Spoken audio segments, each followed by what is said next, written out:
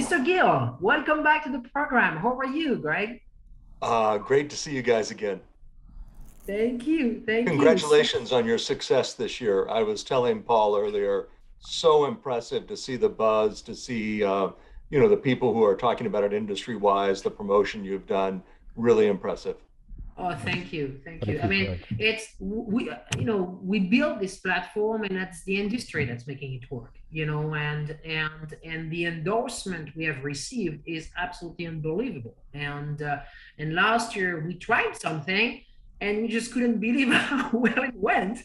And then we were facing the situation, how do we do that again? And how can we do it better? And we had a moment of a panic attack, but we just like it's unbelievable, the lineup of speakers this year, which you're part of, Greg, and thank you very much for your kind words. So, without any further, me taking your space, your spot, so Paul, we'll let you take over.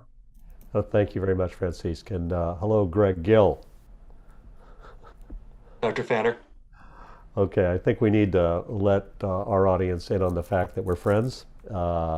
And I think we'll be indicted as co-conspirators at some point. But at the same time, they also need to know that you were the publisher of Racer before I became the publisher of Racer, and long before you became the publisher of Racer, I was the publisher of Racer. So I still have your phone extension. But it's great to see you, Greg, and congratulations to you and the SRO America team for a fabulous season this year. Thank you. And Paul, the chapters on Racer and the latest issue have just been fantastic as we look at the history and the legacy. And, again, just listening to the prior seminar, the history of Trans Am and SCCA and what's been done there.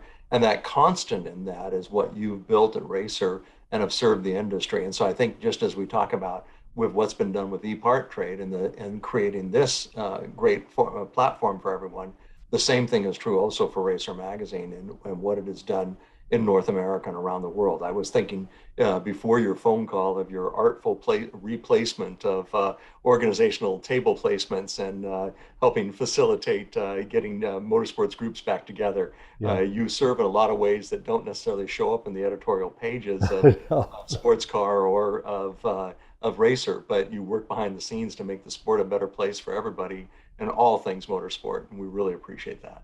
And Greg, it takes one to know one. You do the same thing. So like I said, we're co-conspirators. And I think we want the sport to be great and healthy. And I will also say that my first trip to a motorsport event coming out of COVID after I'd been vaccinated was to your opening event at Sonoma this year.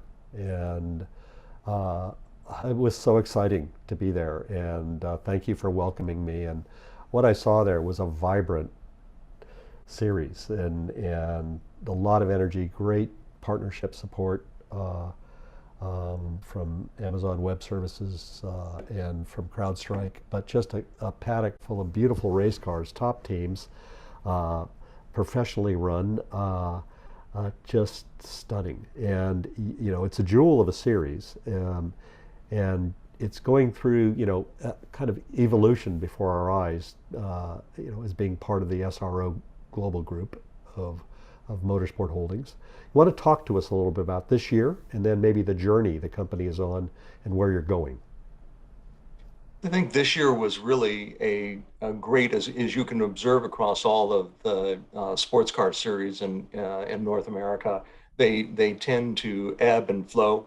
They come back, they grow, paddocks get good, then people move, either paddocks change or other things will happen.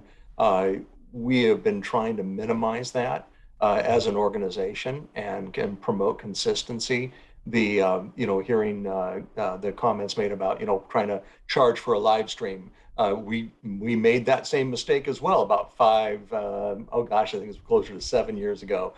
We tried a paid live stream and discovered that's not a good idea. So, I think the 2021 year allowed us to do some things like the GT America class and really promoting the sprint format again, which was really the single driver sprint format was the genesis of World Challenge and what everybody knew us for. And that's been a huge success for us. So thank you. I love that. Yeah. It was so much fun. And even with all of the inherent street course issues of Nashville, the drivers couldn't wait to get back, and we're excited about it. So, I think you see that, and we were really, really excited about a growing grid, the technical partnerships, being able to work with both AWS and CrowdStrike in the promotion of the series and the backbone of the security and cloud series. And then I think that the aspect you touched on, I've had people comment before, but well, is the SRO a franchise? That we see all the same faces from North America, Bob Woodhouse and Peter Cunningham, Greg, you, Jim Huey. Is it just you guys bought the SRO franchise? No, that's not the case at all. We really were able to bring Stefan Rattel on first as a minority shareholder and then as a majority shareholder in the business, allowing World Challenge to grow globally. And export that excitement for sports car racing and what they had going on already in really what was arguably the best GT racing on the planet. And so we're proud to be part of that globally, and that's been something that's really been a neat thing that I think in 21 we really came into our own as part of the global SRO family. Agreed. And it's interesting. Years ago, I think it's 2006, I hosted the SAE conference on kind of global sports car racing at the convention, and I sat with Stefan Rattel at lunch, and we were talking, and one of the things the discussion was, at the end of the day, when whatever happens in the future, the one thing that will probably be true is that it started with people racing cars, I think, that were based on the idea of a road car, and you have cars that are purely based on road car architecture. These are the actual, the foundation of your business is a road car architecture in all your cars. And at the end of the day, that may be the thing 100 years from now that may be still being raced, and everything else may evolve away, like airplane racing. Air racing is not a big deal. We took a piece from that, Paul. As Stefan likes to comment that the first race he ever attended was one that he organized, and creating in Europe a gumball rally style event, and then quickly realizing that from legality and safety, this belonged on a racetrack. But then, out of that, he took a step back and looked at the GT name, the Grand Tour name, and created that. We did a whole salute to the 80s event this year, brought 40 cars out, created something very special from around the countryside and France. And I think that's going to be the love affair with automobile, the love affair of transportation. We may look at carbon neutral fuel. We may be looking at electrification or hydrogen. But Stefan's fond of saying that the last car, driven will be a race car. And I think that's very true. We're excited about that. Yeah, it'll probably be a GT race car. And by the way, I was offended that I wasn't invited to the 80s thing, because I still have my narrow knit tie. We have a group of people wanting to create the same one. We are doing the salute to the 60s in Rome this next year. So I think you could look very cool. Thank you very much. But I back to that point though. I think I went to one of your open tests at Thermal Club at the beginning of 2020, I think it was. Yes, and before all of this hit, and just remembered the energy around that and the beauty of the cars too. Just you walk through your paddock and they're just beautiful things. Thank you. When you look at your event model. What is your opportunity in the changing face of motorsport for SRO America in this country and with a competitive environment? And I know that you're competitors and friends with many of the people that are on this. You operate racing series, but you also coexist. You have to. What is your opportunity? The unique opportunity for SRO America here. I think the watchword that we're defined by is, even though we have pro racing and we regularly refer to a pro racing license, it is customer-based racing. It is not predominantly factory-backed racing, and the factories have told us they prefer that. Their business models have had to change in changing times to where they want the customer to come to them, purchase the cars. Perhaps they'll help with providing a pro driver or something along that line. So I think the SRO, the opportunity, the runway for us has been two things. One, customer racing, And I think one of the things that we've seen beyond that is also when you look at the customer racing model, then how does that translate into what is called pro racing today? Yeah. And also the diversity of it. When you look at, we talk a lot about diversity, and I'd like to discuss that a little bit further today, but on particular points, can you recall we kind of closed last year's panel with me calling my fellow people, John Prine, and also John Doonan, to that idea of how can we push greater diversity. We have a diversity in cars. When you're talking about, Jim Jordan bringing the touring car group in, Jack Baldwin running GT4, Stacy Langham taking care of our GT3 cars, we really got a great diversity of cars. So when people come to the paddock, they're seeing cars that they can literally be part of the Honda family of brands, or wait a minute, they can be Acura and Yeah. be GT3. Yeah, and it's terrific, and you've opened the door to a couple other conversations here we could have. You know, let's I'm not starting at the bottom, but I'm starting with someone I know and love, which is Jim Jordan, and the Pied Piper of that world. Talk to me a little about that, because this looks like a successful program for you. Well, first of all, we always have to have hashtag blame you, because, Jim, when he transitioned out of a very successful time at Mazda, he and I had known each other obviously while I worked at Racer and within the publishing industry as well. Jim was a well-known person for, building not only the Road to Indy program, but in really being a friend. People like Formula Drift and Yeah, others yeah, owe their whole success, or their certainly starting sponsorship, to Jim Jordan. uh, Jim started pinging people in the industry saying, you need to call Greg Gill. I need to go to work for World Challenge. And, yeah. and in very short order, I I got about a remember this. dozen phone calls. Uh, it was kind of fun because I already had wanted to hire Jim, but it certainly made it easy. It was the first time in my business career where a dozen people from an industry had all called saying, hire this guy. But Jim has done a fantastic job of Yes, he really has. speaking to as a longtime club racer in both SCCA and NASA.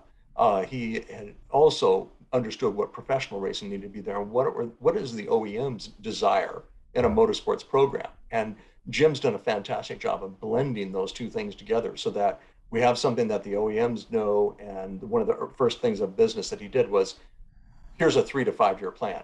yeah, And I think World Challenge in those days was known as having about a 3 to 5 day plan, which would encompass the next weekend, let alone have talking about 3 to 5 years. That was really something. And Jim put that together.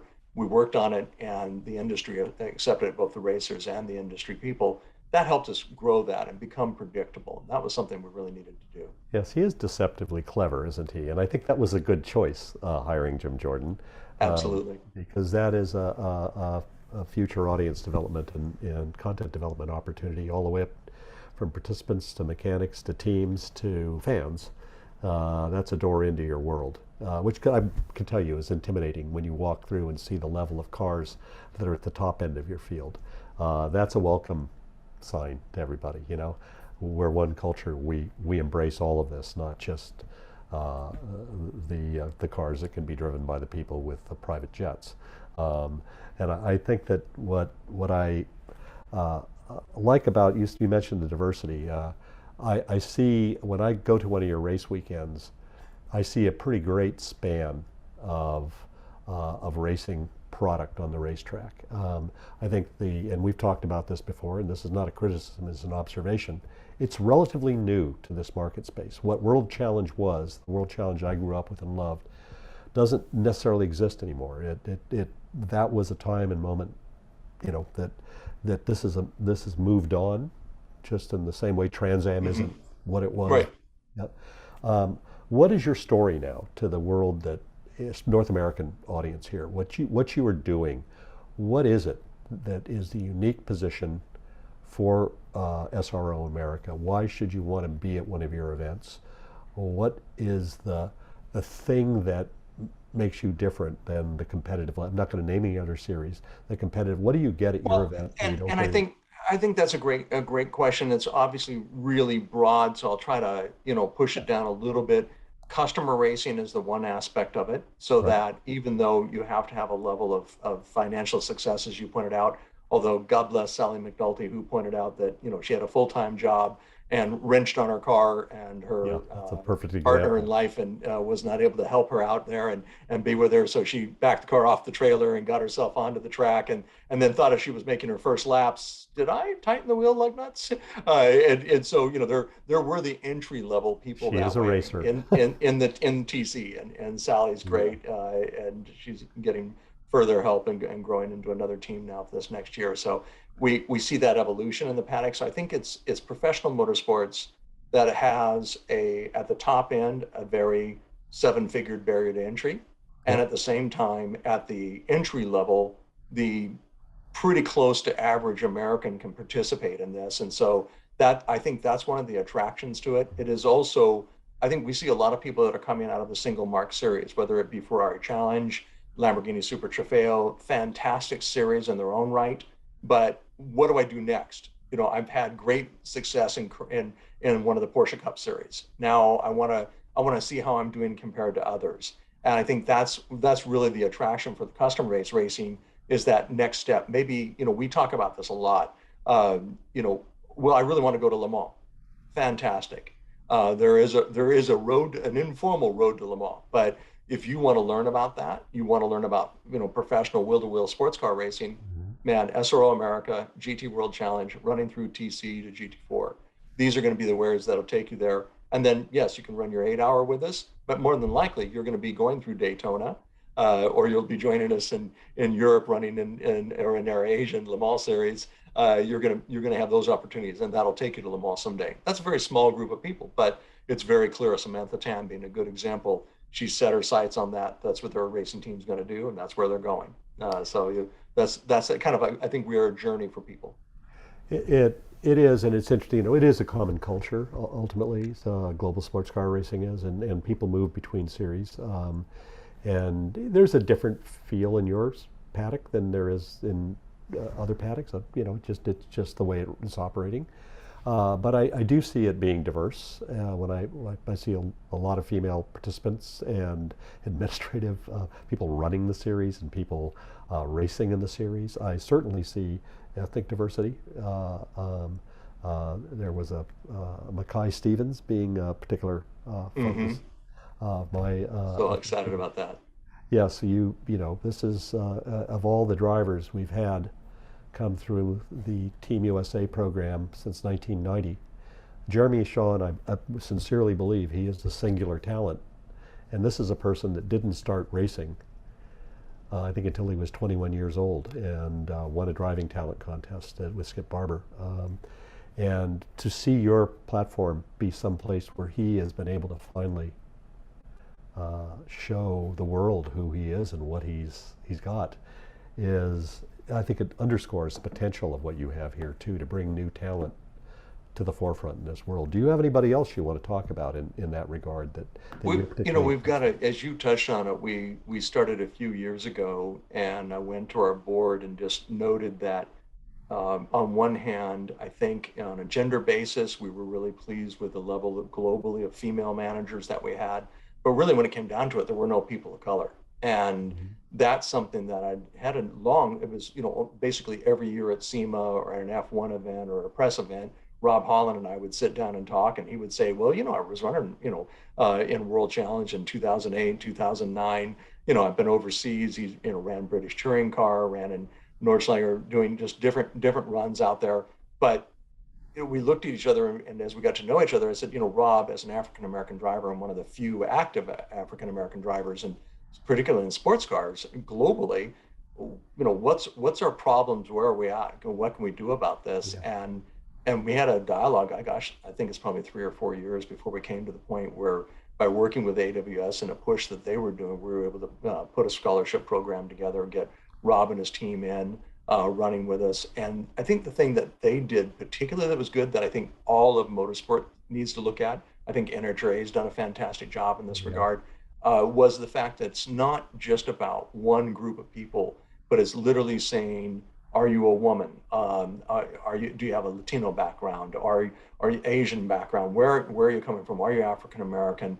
What do you bring to the table? And that's what he brought with his team. And I was really impressed with that. And that resonated well because when we got back out into community and started reaching people, well, a longtime person who literally had my role back in the day was Jason Dukes, who, although I have forgiven him for creating the slogan "Sports Car Wars," Jason's become fast friends, and Jason's acted as an ambassador for us. But Jason did the same thing with me. Hey, Greg, there's places as an African American man I simply can't go. I can't participate in.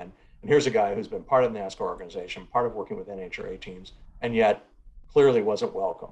And he helped me. He and Rob helped me to see things from a little different perspective, and it allowed me. Again, both guys are just pure at heart racers, and this is what they like doing. They recognize the people historically that gets there. So it has to be, and I appreciate Lynn St. James' comments about being proactive, and that's exactly it. And I think the one that really had to come, that came in our mind, was being able to sit down, as I started to say, with our board of directors, saying, racing's a meritocracy. We all get it. You have to succeed. Yeah, but it's also about team. It requires everybody working together, and every one of us in life and business has become more successful because somebody helped me. And that was you, Paul. You came alongside of me in my publishing career and were there for me with a hand up and always willing to listen. We need to do the same thing in motorsports, and we need to reach out to people who would just say, I like to tell the story, and I really appreciate Doug Bowles at Indy for sharing it with me, of recognizing that Speedway's local residents wouldn't necessarily, prior to the efforts now that he and the Penske organization have done, and really reaching out to community. And let's embrace everybody. Robbie Montanola, who's just absolutely awesome, a great part of our team. Robbie took a riff off of our friends at AWS, who are having quite a conference in Vegas right now. Their slogan is "All Builders Welcome," and Robbie flipped that on the head and made it "All Racers Welcome," with the emphasis on race. And I think that's that when we stop looking at things from a gender basis, stop looking at things from a race basis, but just say, welcome to motorsports. Everybody's welcome here. We want you to participate. What can we do to lower any barriers that you've had? And that's generally money. So that's what we have to start with. Exactly. And I think that people get confused sometimes when they think this is about, quote, proactive. It is misinterpreted as moving someone ahead of you in line, quote, because, I think what it is you're just proactively making sure the door's open. Yeah. And that the welcome is obvious to people, and that there is a path. And I think that what I like about especially road racing culture is it's inherent, I think, in the general culture of road racing, is there is a history of multicultural teammates, multicultural driving teams. Cars are built all over the world. The people creating the cars, engineering the cars, they come from all over the world. You see frontline engineers that are female, of our diverse ethnic background. You certainly are now seeing drivers. It's the great sport where everyone can compete at the highest level. And I think that's one of the best opportunities for motorsport altogether. And your form of motorsport is a video game come to life. And to me, I think what I see SRO globally doing with your esports activities is very impressive. Before we run out of time, can you talk about that? Because what I've noticed during pandemic was the audiences for the esports content during pandemic were nearly or equal to the audience during race weekends for actual physical races. Oh, yeah, huge numbers. And again, yes, it was that stunning. was something that, God bless Robbie, he pivoted in, I think, 6 weeks. We went from being shut down on track at St. Pete to having our first esports race up. And again, that was his background. And so he brought it out today. Obviously, we're part of the ACC game, and it's licensed for the SRO. So we had a platform already ready to go. And it has been something that, again, some people don't realize because it has been primarily in Europe. But in our European Championship, you must have a designated driver, and it can't be a ringer. It has to be one of your regular drivers, has to then compete in the game on the weekend. And we do that with our Fanatec arena, and it really creates a real fun environment for people. And you now saw when we were at both Barcelona and the 24 Hours of Spa that the Fanatec racers, the sim racers, were able to get within a 1/10 of their regular on-track time. Wow. And then that commits to their actual championship. And so the teams initially after the first season were a little uncomfortable with it, then they got really behind it. And you'll see the same thing adopted in America before long.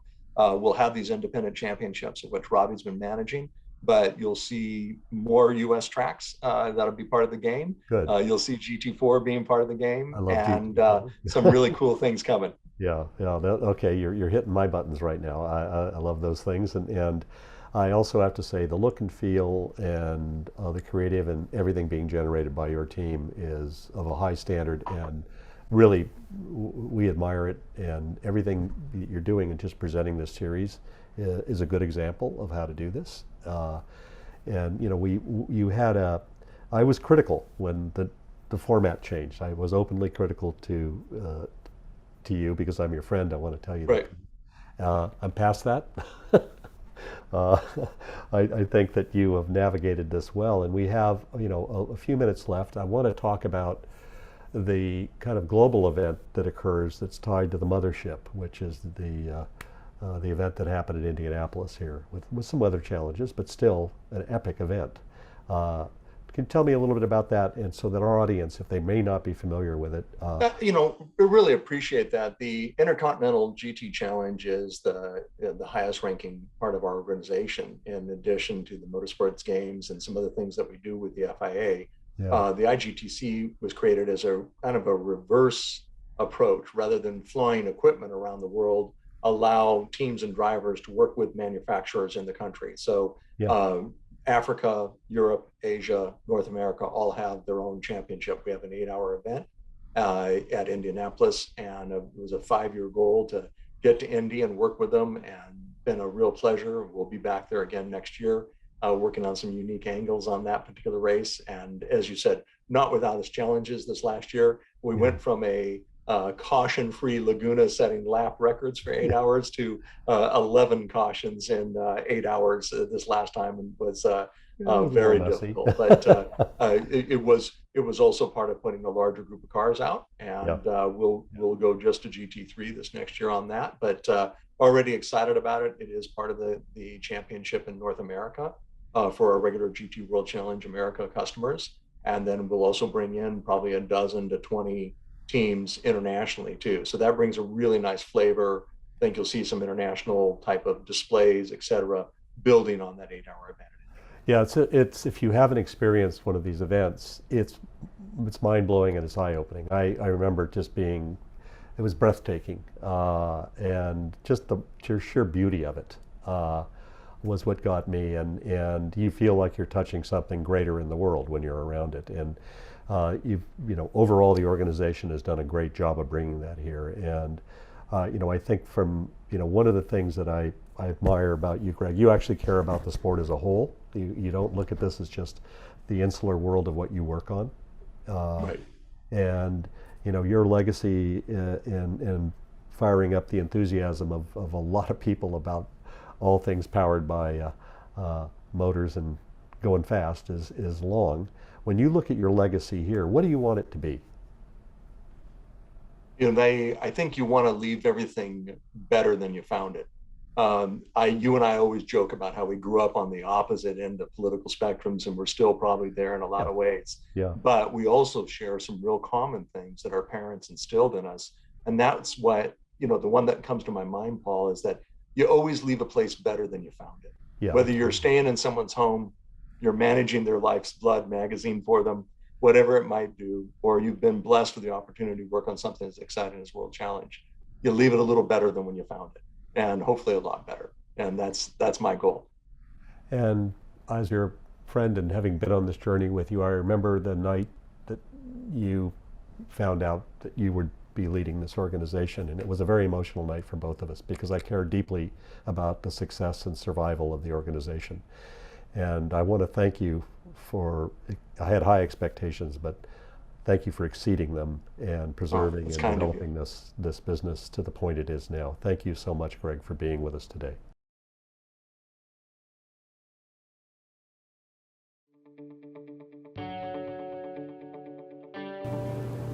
The concept for EPARTRADE is basically, in my opinion, there's a big hole in the internet.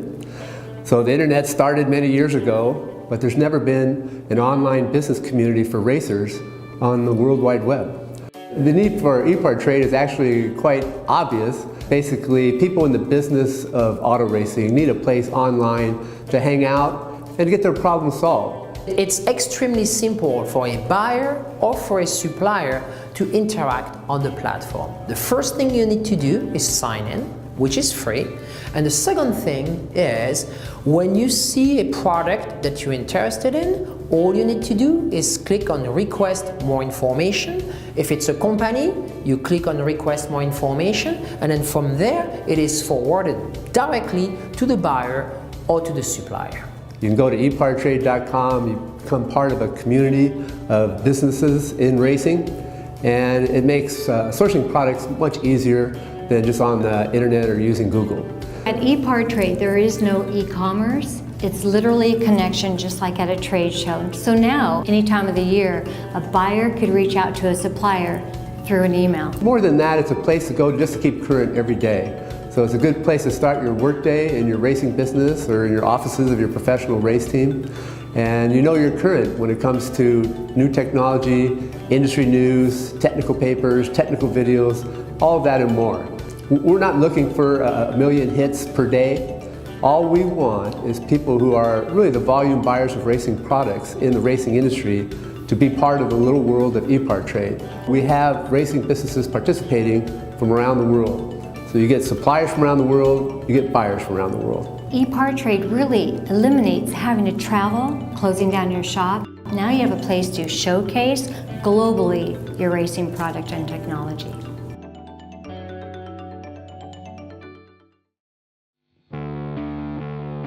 There are two types of people, racers and everyone else. Racer Magazine is for those who believe that racing is a way of life. Racer embodies the excellence that defines a sport driven by passion, courage, and ingenuity. Get 1 year of both Racer's print and digital edition for only $39 with instant access to our entire digital issue archive. Subscribe now at info.racer.com.